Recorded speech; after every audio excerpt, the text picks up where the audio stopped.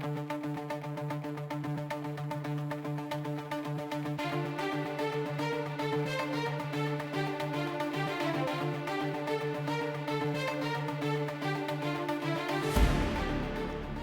आप देख रहे हैं न्यूज 4 नेशन और मैं हूं प्रियदर्शन।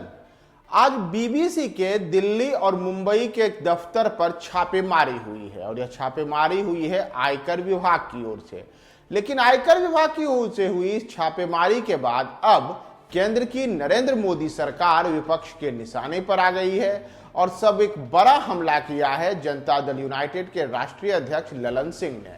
ललन सिंह ने इस छापेमारी के ऊपर बड़ा सवाल उठाया है। उन्होंने एक प्रकार से इसे दमनकारी नीति बताया है और यह भी कहा है कि जो भी इनके खिलाफ बोलेगा लिखेगा उसके खिलाफ इस प्रकार की कार्रवाई होगी।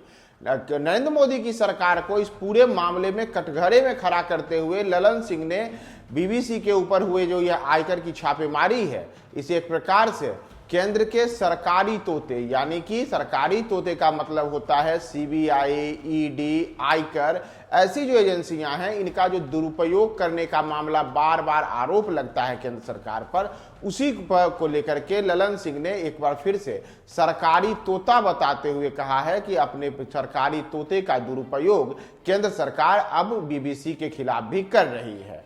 दरअसल ललन सिंह ने इस पूरे के पूरे मामले में एक ट्वीट किया है।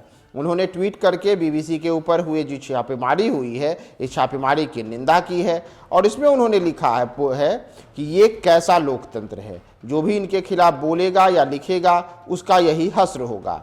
जिसको भी बोलना या लिखना हो पहले इन्हें दिखाना होगा, वरना बुरा परिणाम भुगतना पड़ेगा।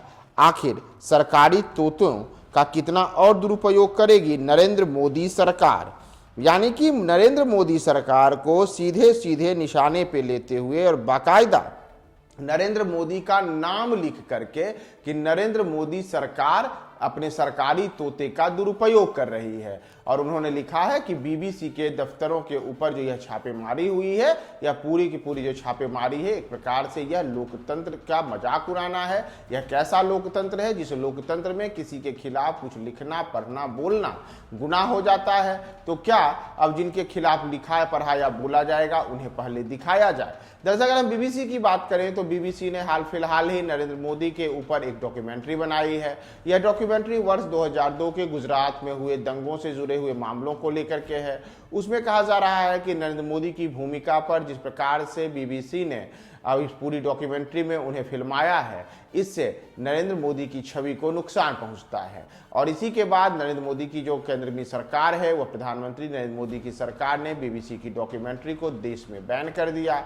और अब इसके कुछ दिनों के बाद आज ही दिल्ली और मुंबई स्थित बीबीसी के कार्यालयों के ऊपर बड़ी छापेमारी हुई है।